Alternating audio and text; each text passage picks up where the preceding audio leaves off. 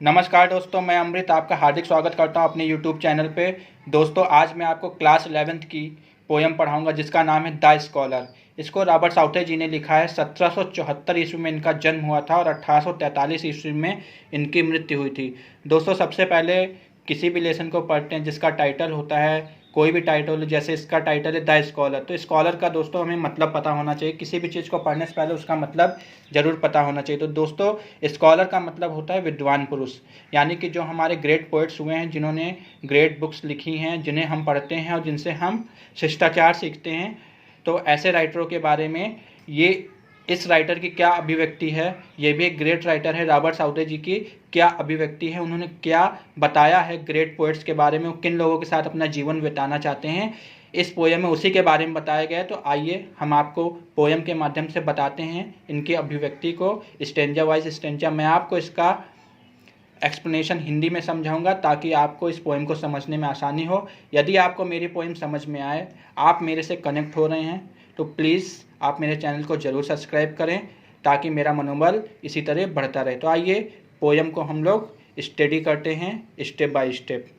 सबसे पहले जो पैराग्राफ है दोस्तों, my days among the dead are past, around me I behold, where these casual eyes are cast, the mighty minds of old, my never failing friends are they, with whom I converse day by day। दोस्तों, इसमें writer बताना चाह रहा है माई days among the dead और past. Dead का मतलब होता है मृत इंसान, पास्ट का मतलब होता है बीता हुआ समय, अराउंड का मतलब होता है चारों ओर, बिहोल्ड मीन्स होता है देखना। तो पहले की दो लाइनों में राइटर बताना चाह रहा है कि दोस्तों, मैं अपना ज़्यादा से ज़्यादा समय मृत लोगों के साथ बिताना चाहता हूँ जो पास्ट में बीत चुके हुए हैं। यानी कि ये मृत लोगों से मतलब उन लोगों से है, उन विद्वान पुरुषों से है जिन्होंने बहुत ग्रेट बुक्स लिखी हैं। ये अपना ज़्यादा से ज़्यादा समय उन ग्रेट बुक्स के साथ बिताना चाह रहा है। पहली दो लाइनों का अर्थ मैं आपको बता रहा हूँ। दूसरी लाइन है अराउंड मी आई बिहोल्ड, कह रहा कि जब मैं अपने चारों तरफ देखता हूँ, बिहोल्ड मीन्स होता है दोस्तों देखना, जब भी मैं चारों तरफ देखता हूँ, पाता हूँ अपने आप को, where these casual eyes are cast. Casual means होता है एकाएक, आइज मीन्स तो आप लोग जानते हैं आँख होता है, और कास्ट मीन्स होता है दोस्तों देखना या निगाहें पड़ना। इन लाइनों में राइटर बोल रहा है where these casual eyes are cast, मेरी आंखें जहाँ तक भी देख पाती हैं, जहाँ तक भी पढ़ती हैं, the mighty minds of old, मुझे हर तरफ ये विद्वान मनुष्य ही दिखते हैं, चारों तरफ ये विद्वान मनुष्य ही मुझे दिखते हैं, यानी कि वो महान किताबें ही मुझे देखती हैं, मैं देख पाता हूँ। My never failing friends are they, with whom I converse day by day. Failing friends का मतलब होता है कभी ना धोखा देने वाले दोस्त, और कन्वर्स मीन्स होता है वार्तालाप करना। दो लाइनों में राइटर बताना चाह रहा है my never failing friends are they, और ये जो मेरे दोस्त हैं, जो मृत लोग हैं, ये कभी मुझे धोखा नहीं देते। यानी कि वो जो किताबें हैं विद्वानों की, उनको पढ़ता है राइटर, उन किताबों को पढ़ता है, उनके बारे में उसका ये विश्वास है कि ये किताबें कभी मुझे धोखा नहीं देती हैं। With whom I converse day by day, इसी कारण मैं इनसे दिन प्रतिदिन वार्तालाप करता रहता हूँ। कन्वर्स मीन्स होता है दोस्तों वार्तालाप करना। तो आइए दोस्तों, अब दूसरे स्टेंजे की तरफ हम लोग आगे बढ़ते हैं। दूसरे स्टेंजे में राइटर बताना चाह रहा है with them I take delight in weal, with them I take delight in weal and seek relief in woe. दो लाइनों में राइटर बताना चाह रहा है दोस्तों, सबसे पहले हम आपको इसका मीनिंग बता दें। व्हील मीन्स होता है सुख, डिलाइट मीन्स होता है आनंद, और रिलीफ मीन्स होता है दुख, और रिलीफ मीन्स होता है सॉरी आराम, और वो मीन्स होता है दुख। And while I understand and feel how much to them I owe, owe means होता है ऋण। अब मैं आपको अर्थ अगर बताना चाहूँ तो आप समझिएगा एक लाइन वाइज।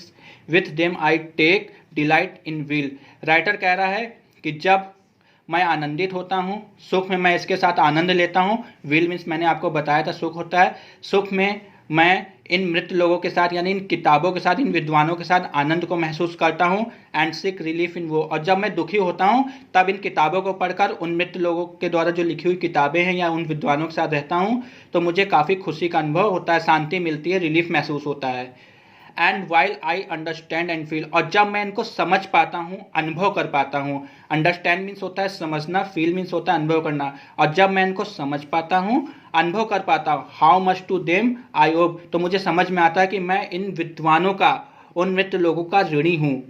और जब मैं ऐसा समझ पाता हूँ कि मैं इन लोगों का ऋणी हूँ, आगे की 2 लाइनों में दोस्तों समझिएगा, my cheeks have often been bedewed with tears of thoughtful gratitudes. दोस्तों इन लाइनों में राइटर बताना चाह रहा है कि जब मैं समझ पाता हूँ कि मैं उन मृत लोगों का ऋणी हूँ, उनका ऋणी हूँ, उन किताबों को पढ़ के मैं उनका ऋणी हो गया हूँ, तब मेरे जो गाल हैं वो आंसुओं से कृतज्ञ हो जाते हैं, आंसुओं से मेरे गाल भीग जाते हैं। आगे के पैराग्राफ में दोस्तों राइटर बताना चाह रहा है, मैं आपको पहले पैराग्राफ पढ़ के बताता हूँ। Stanza, my thought are with the dead with them. पहली लाइन में देखो, थॉट मीन्स होता है दोस्तों विचार, और डेड मीन्स पहले भी मैंने आपको बताया था मृत लोग। कह रहा मेरे जो विचार हैं वो हमेशा मृत लोगों के साथ, यानी उन विद्वानों के साथ हैं, उन किताबों के साथ हैं जो राइटर पढ़ता है।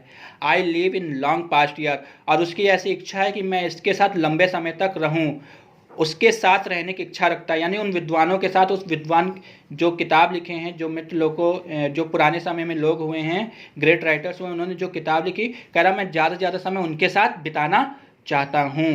आगे देखिए लाइन में क्या बता रहा है, their virtues love, their faults condemn. दोस्तों यहाँ पे राइटर बता रहा है कि वर्च्यूज मीन्स होता है अच्छाइयाँ, मैं उनकी अच्छाइयों के साथ, मैं उनकी जो अच्छाइयाँ होती हैं उसकी सराहना करता हूँ। डियर फॉल्ट कंटेम, और उनके अंदर अगर कोई गलत आदत है या कोई गलत चीज़ हमें दिखती है तो मैं उसकी आलोचना भी करता हूँ, यानी कि उसके सही पक्ष के साथ मैं पूरा सही, जो उसका सही पक्ष होता है मैं उसकी सराहना करता हूँ, और उनकी जो गलत बातें होती हैं यानी कि जो एब्जॉर्ब करने वाली नहीं है तो मैं उन बातों को कंडेम भी करता हूँ, यानी कि उसकी आलोचना भी करता हूँ। Partake their hopes and fears. दोस्तों यहाँ पे पार्टेक मीन्स होता है भाग लेना, डियर होप्स एंड फेयर कह रहा मैं उनकी आशाओं में और उनके डर के साथ, उनके भय के साथ रहता हूँ, हमेशा भागीदार रहता हूँ। पार्टेक मीन्स होता है भागीदार या भाग लेना। And from their lesson seek and find, और कह रहा जब भी मैं, and from their lesson seek and find instruction with an humble mind, कह रहे जो भी उनका लेसन है, जो भी वो मुझे सिखाते हैं, मैं हमेशा उनके साथ रहता हूँ, उसको समझने की कोशिश करता हूँ। Interaction with a humble mind, और वो जो मुझे जो भी आदेश देती हैं किताबें, मृत लोग यानी वो जो मृत समय के विद्वान हैं, उनकी जो पुस्तकें हैं, मुझे जो भी सिखाती हैं, मैं बहुत ही हम्बल माइंड होकर के सहृदयता से उसको स्वीकार करता हूँ, उसको समझने की कोशिश करता हूँ। दोस्तों अब लास्ट स्टेंजा में जो राइटर बता रहा है उसके बारे में आइए हम लोग समझ लेते हैं क्या कह रहा है। My hopes are with the dead anon, anon means होता है सिख, मेरी जो आशाएं हैं वो हमेशा मृत लोगों के साथ ही रहेंगी, यानी उन किताबों के साथ, उन विद्वानों के साथ होंगी जो उन विद्वानों ने लिखी है। My place with them will be, कह रहा है कि मैं हमेशा उन्हीं के साथ रहना चाहता हूँ, उनके साथ जाना चाहता हूँ। And I with them shall travel on.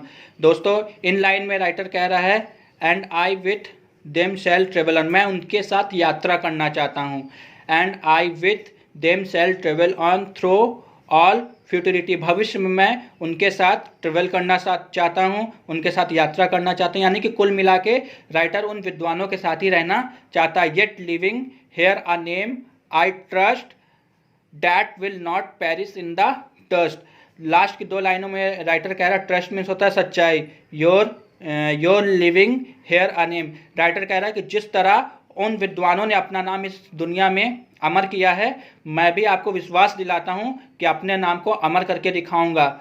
That will not perish in the dust, और कभी भी अपने नाम को, पेरिश मीन्स होता है मिटना, कभी भी मैं अपने नाम को मिटने नहीं दूंगा उस धूल में। तो दोस्तों इस प्रकार इस लाइन का मैंने आपको स्टेप बाय स्टेप जो स्टेंजा है इसका मैंने आपको हिंदी में एक्सप्लेनेशन बताया। आशा करता हूं कि आपको मेरे द्वारा बताया हुआ स्टेंजा समझ में आया होगा। उम्मीद करता हूं कि अगर आप मुझसे कनेक्ट हुए हो, मेरे द्वारा बताई गई अभिव्यक्ति आपको अच्छी लगी हो, तो प्लीज़ मेरे चैनल को आप सब्सक्राइब करिएगा, और समय समय पर इसी तरह मैं आपको और भी नई रोचक जानकारियों से और आगे स्टेप बाय स्टेप और पोएट्रीज भी मैं आपको बताता रहूँगा। इसी के साथ मैं अपनी बात को विराम करता हूँ। जय हिंद, जय भारत।